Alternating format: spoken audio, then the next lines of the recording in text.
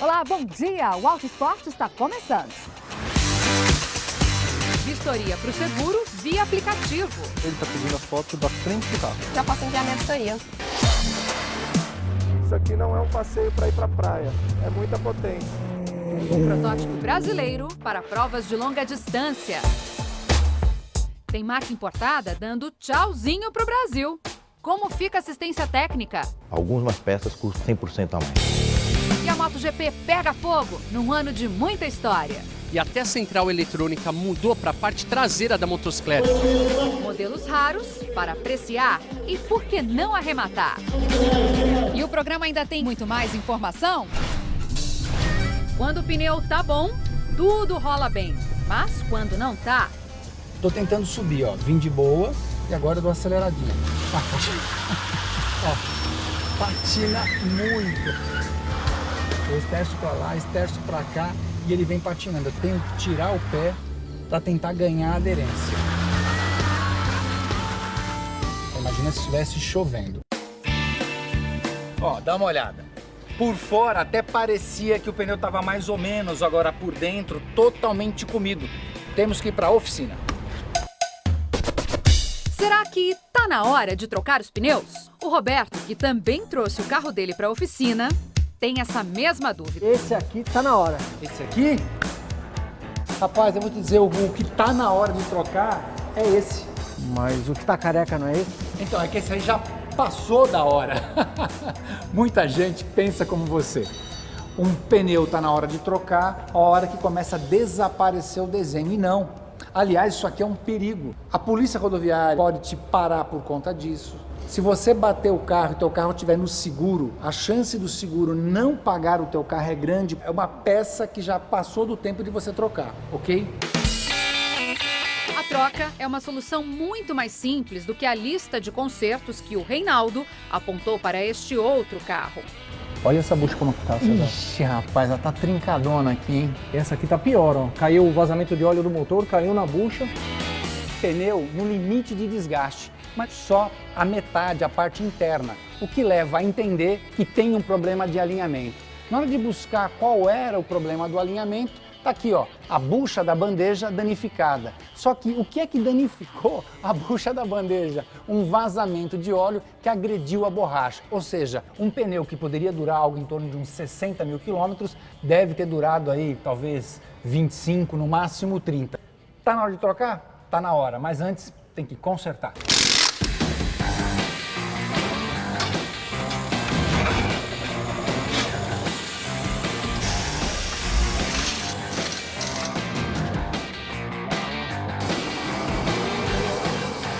Tá tudo certo e essas cores azuis aqui na tela provam isso. As rodas estavam desalinhadas entre elas, agora estão paralelas.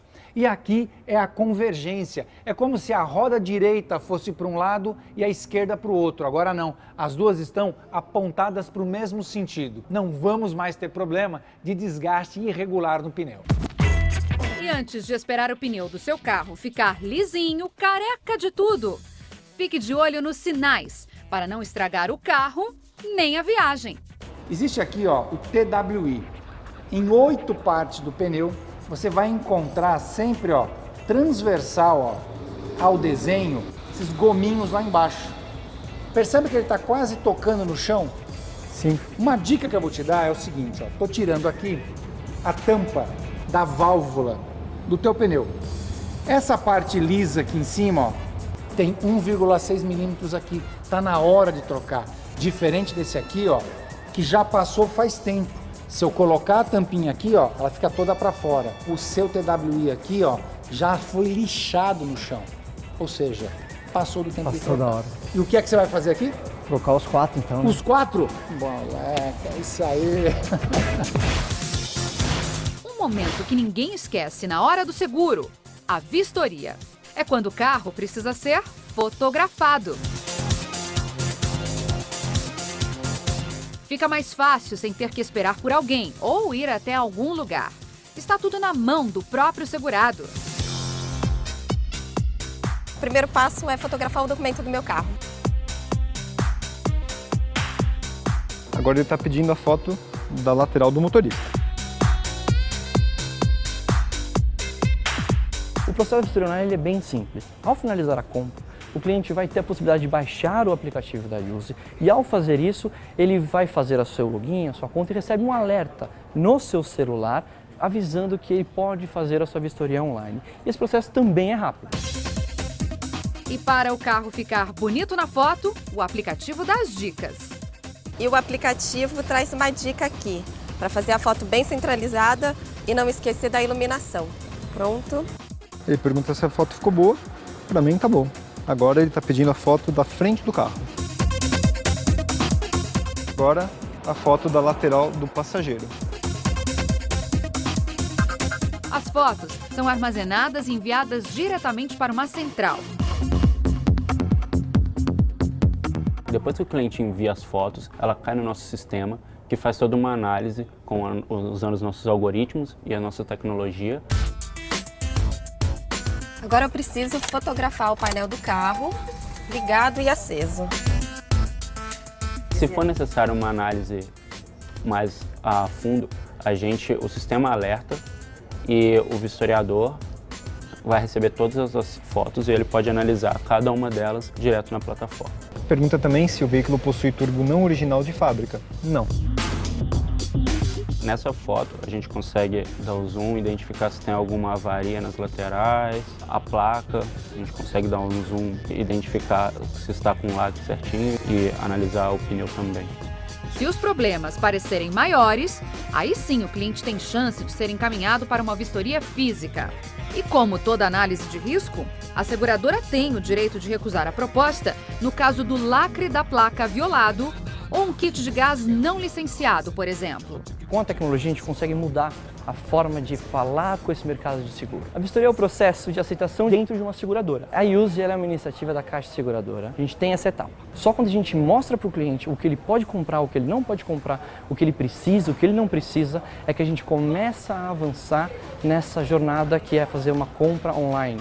Em 15 minutos, fotos enviadas. A resposta pode vir até no primeiro dia. Tudo que puder ser simplificado com os aplicativos do celular, a gente acaba usando, né? Eu acho ótimo ter autonomia para fazer a própria vistoria, sem depender de um agendamento, sem depender de uma fila de espera. É sempre muito bom. As primeiras estrelas a sair da antiga GP2 e a ingressar na Fórmula 1 já estão fechando ciclos. Lewis Hamilton anunciou que pode parar ao final dessa temporada.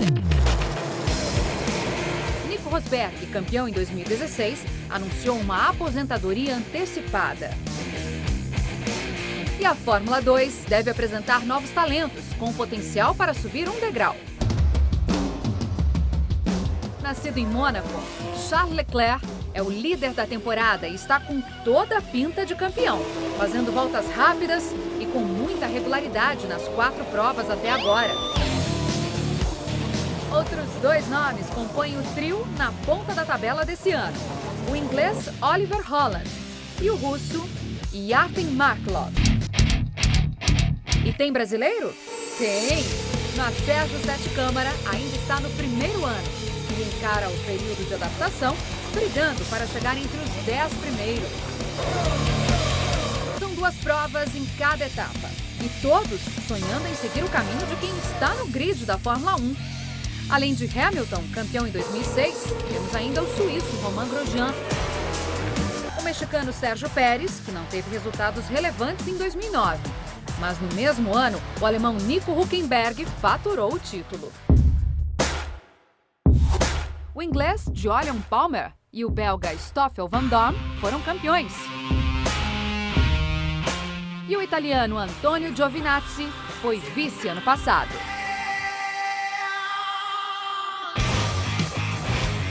O Auto Esporte volta rapidinho.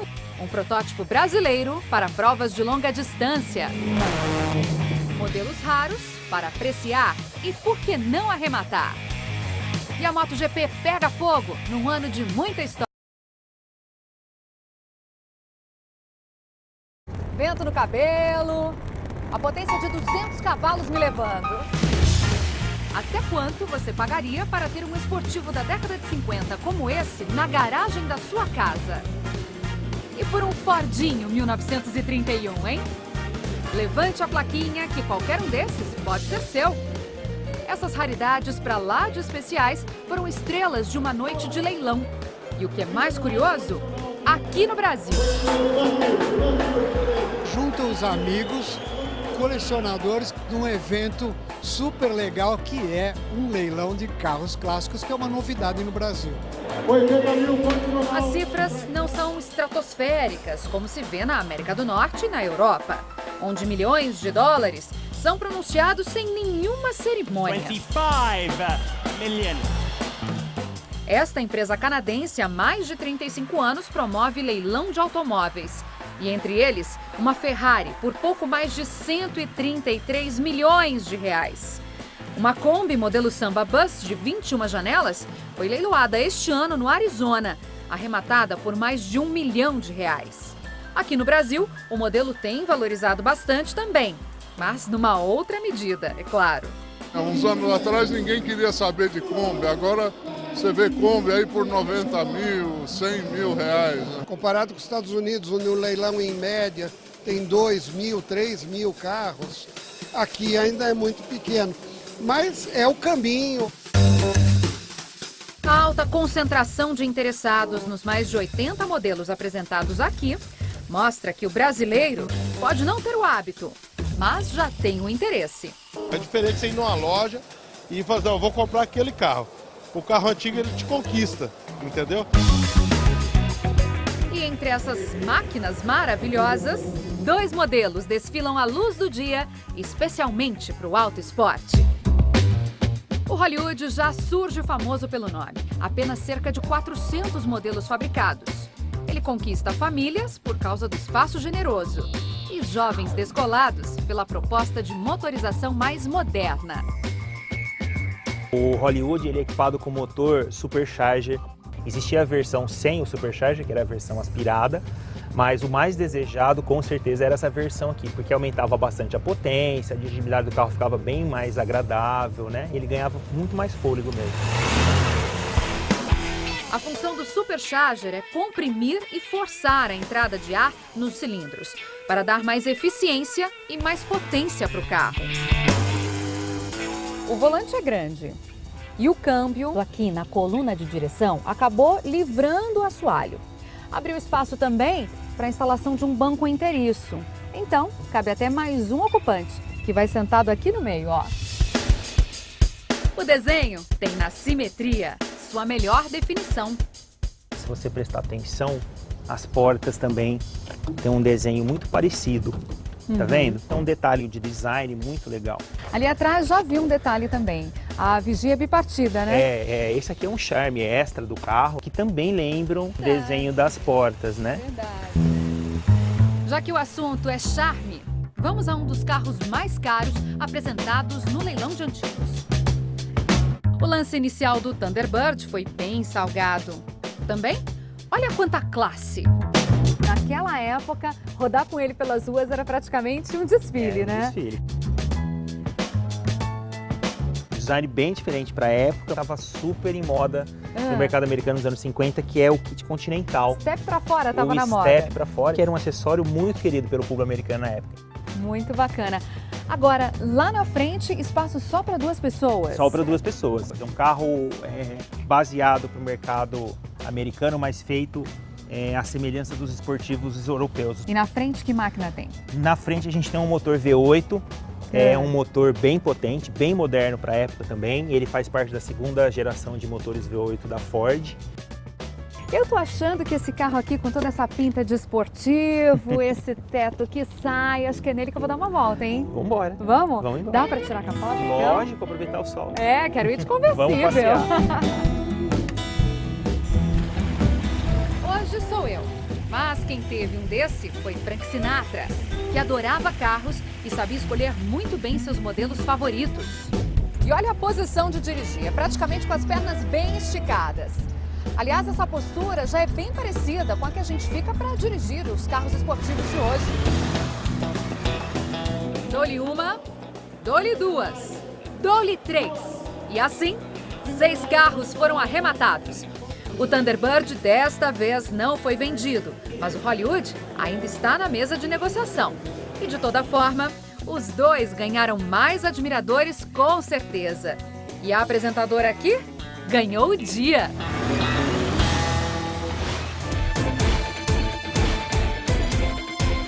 A temporada da MotoGP chega na metade e empolgando. Pilotos e equipes estão caprichando e o ano está pra lá de competitivo.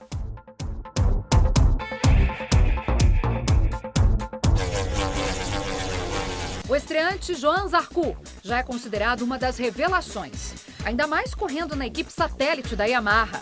Conseguiu a primeira pole na Holanda e só não brigou na ponta porque esse encontrão com Valentino Rossi atrapalhou.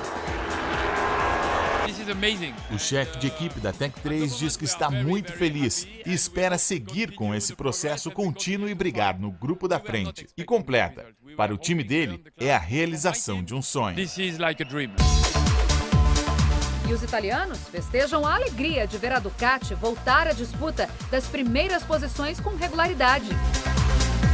E até a central eletrônica mudou para a parte traseira da motocicleta. Antes ela era aqui, para melhorar a distribuição de peso e a performance da motocicleta. Andrea Dovizioso defende a liderança do campeonato na Alemanha. Há 9 anos isso não acontecia. E é um momento especial na história da equipe. A marca comemora 90 anos de história. Ela começou em 1926 produzindo componentes eletrônicos para a rádio. E só depois da Segunda Grande Guerra iniciou o projeto de motores a combustão, mas naquela época para bicicleta. Essa bike motorizada tinha só 1,5 cavalo de potência. E quem conta mais história é o diretor desse museu. La passione per gli italiani per la motocicletta è qualcosa di unico. Ele conta que a paixão do italiano pela motocicleta é única e que são várias marcas que alimentam essa paixão. No caso da Ducati, isso é feito através do design. Però la Ducati si riconosce dal design. O Auto Esporte volta rapidinho. Um protótipo brasileiro para provas de longa distância. Tem marca importada dando tchauzinho pro Brasil. Como fica a assistência técnica? Algumas peças custam. Motor 4.7, 425 cavalos. Um Vantage da Aston Martin que poucos podem ter na garagem, na oficina. Peça para esse modelo? Só encomendando e esperando uns 40 dias. Problema comum entre quem tem carros de marcas que saíram do país. Ele está com um acumulador hidráulico do câmbio com defeito. Não é uma coisa que se quebre com facilidade, então tem que aguardar. A Aston Martin faz parte do grupo de 8 marcas que deixou o país nos últimos 3 anos. A maioria asiática. O mercado de importados caiu 40% e o país ficou menos interessante para algumas montadoras. Mas e quando elas saem? Como é que ficam os donos? Bom, por lei, a marca tem que garantir pelo menos 5 anos de assistência técnica por aqui. A fabricante pode transformar oficinas independentes em autorizadas ou eleger uma para ser a oficial, que é o processo que passa a oficina do Marcos, em São Paulo. E vem equipamentos da própria montadora para cá. A proposta é que tem que haver algum investimento justamente na parte de estoque dos itens básicos e na parte de equipamento. E capacitação também? Iriam 2 técnicos para a Califórnia. Fato é, quase todas as peças precisam ser importadas. As autorizadas costumam fazer estoque das mais comuns, de manutenção, como freios, por exemplo. O custo não é muito diferente de antes. Agora, se for caso de funilaria, como um para-choque, demora mais. E não é só isso. Hoje nós temos um custo um pouco maior, porque é uma importação via um distribuidor e não direto da fábrica. Quanto maior esse custo? Algumas peças custam 100% a mais. Até por isso, o valor da franquia do seguro também mudou. Então, nesse 1 ano que a marca aumentou saiu do país, pouco a franquia. A volta da marca para o país é a esperança de todo dono abandonado, obrigado a se virar.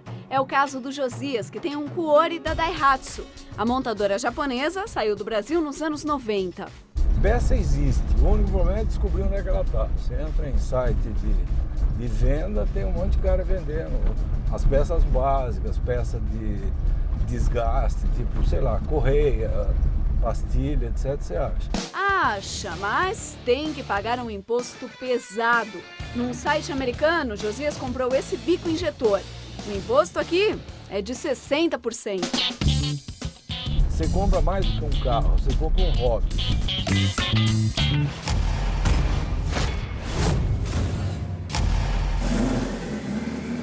Então você vai escutar a minha voz um pouquinho alterada, porque o carro realmente vibra bastante. Isso aqui não é um passeio para ir para a praia, é muita potência. Do Rio Grande do Sul para o mundo. Esse protótipo de endurance foi produzido para disputar os campeonatos no Brasil e também nos Estados Unidos.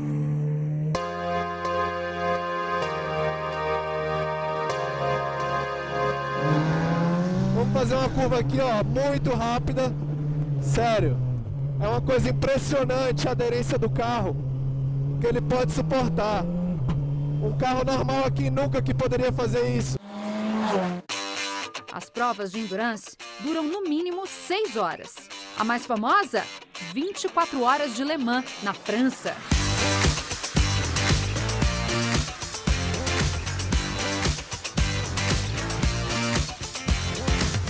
Esse projeto demorou 2 anos e meio para ficar pronto. Nesse longo período, a aerodinâmica só foi testada através de computadores, tecnologia que estuda o movimento do ar digitalmente. Todos os estudos de aerodinâmica foram feitos num software que permite ensaios sem a necessidade de um túnel de vento. Quais são as vantagens de usar esse sistema? É um sistema barato, né, e que tem uma velocidade enorme para desenvolver, né? Consegue modificar as peças sem ter que fazer um modelo. Dá uma agilidade muito grande para o projeto. Por exemplo, para reduzir o risco de turbulência nas rodas, essas aletas direcionam o ar para fora da carroceria. O mais importante, a aderência. O downforce, né, que a gente chama, a carga aerodinâmica, faz você ter uma imensa pressão empurrando o carro para baixo. É esse o propósito de todo esse desenvolvimento. Outras soluções testadas: entrada de ar superior, laterais mais largas e ainda a cobertura para os pneus. Essa peça era um pouquinho menor, um pouco mais para trás, ela vem um pouquinho mais para frente para gerar um ar para a cabine e também manter fluxo para a turbina, né? Melhora tanto a aerodinâmica, o shape, né? Também o ar que entra para o motor. Essa curva é comum em vários autódromos, o S de alta. Um carro convencional estaria ao seu limite a 90 km por hora, exatamente aqui. Vamos lá, rapaziada! Tô fazendo curvas a 170, 180 km por hora e aqui na saída, uau, já tô a 210, 230. O motor 2.0 turbo de 800 cavalos leva uma carroceria levíssima. A fibra de carbono está em 30% de todo o material usado no carro. Esse freio de carbono tem muita potência, principalmente em altas temperaturas. Ele começa a funcionar a 350 graus mesmo. Então eu estou colocando o freio a um estresse gigantesco para ele poder funcionar, e é isso que ele precisa. Se fossem sistemas de freios normais, como os dos carros de rua, acabariam em 3 voltas. Olha só, é muito legal. Eu quero mais dias assim no Auto Esporte. O Auto Esporte de hoje fica por aqui. Para você um bom domingo e uma excelente semana. Beijo, tchau, tchau.